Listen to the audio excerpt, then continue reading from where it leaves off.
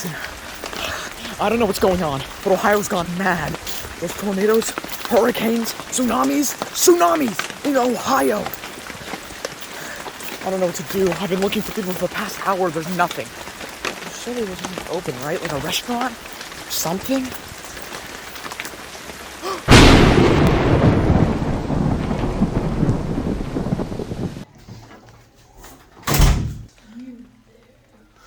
I assume you're here because what's happening in the outside world. Yeah, an explanation would be nice. The last time there was a tsunami in Ohio was because Michigan looked at us funny.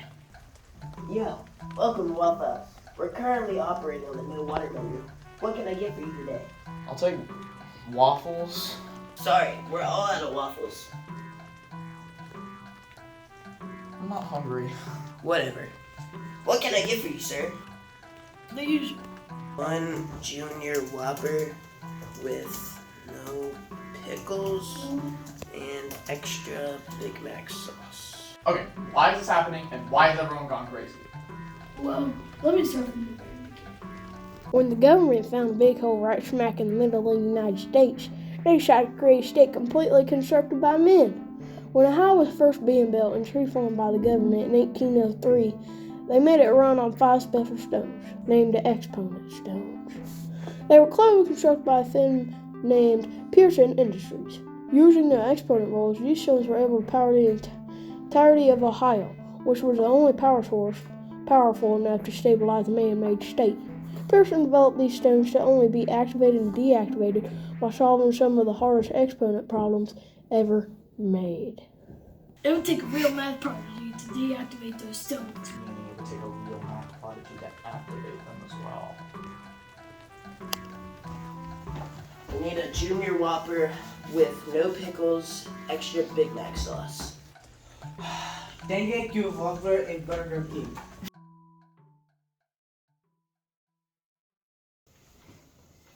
Welcome to the Cave of Exponents. This place looks really familiar. Like, almost as if we were just here.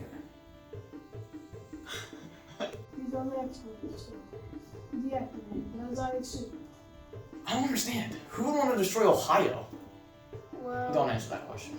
So let me get this straight. In order to save the entire state of Ohio, I have to solve the hardest exponent problems ever made. correct.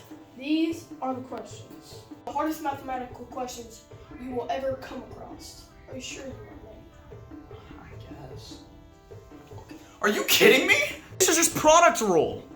What is product? Well, no wonder no one knows how to do these. If you don't understand the exponent rules, then these problems are just unnecessarily hard.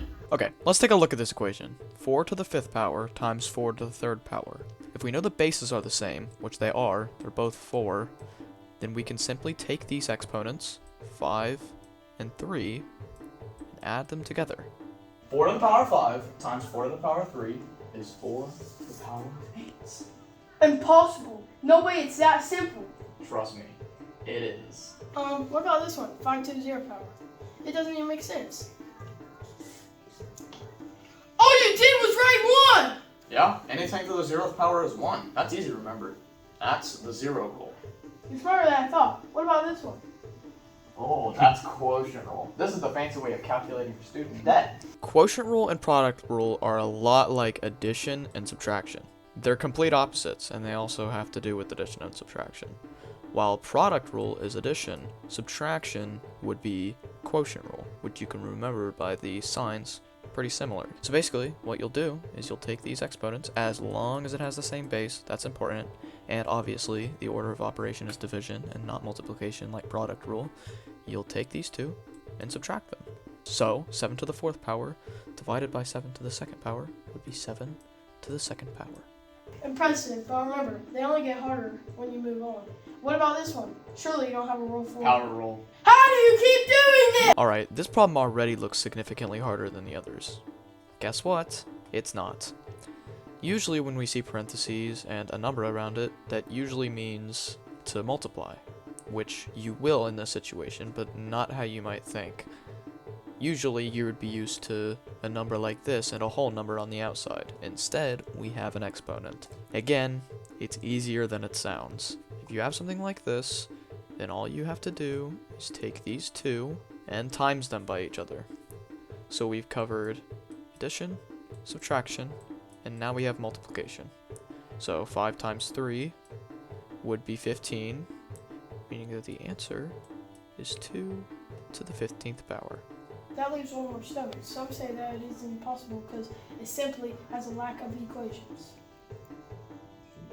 Negative exponents. No. Bad. We don't want those.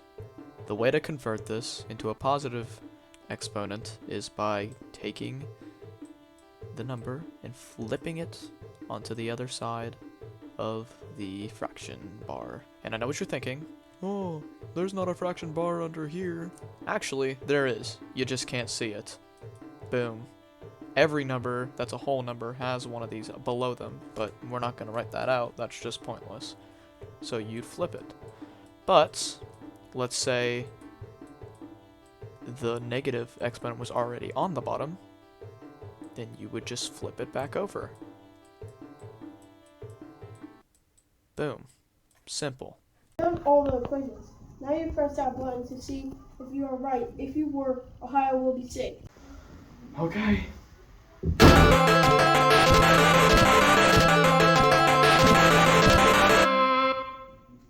Rad! We saved Ohio, and no one could have had the better job.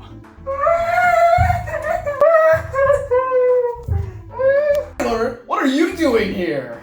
I'm the one who deactivated the Exponent stones. Ever since I moved here from Idaho, I've been getting bullied non-stop. You're from Idaho? So kids, that's why you know your exponent rules. Maybe you'll save your say someday. Who knows? Oh yeah, I'm not forgetting anything. You forgot your junior whopper.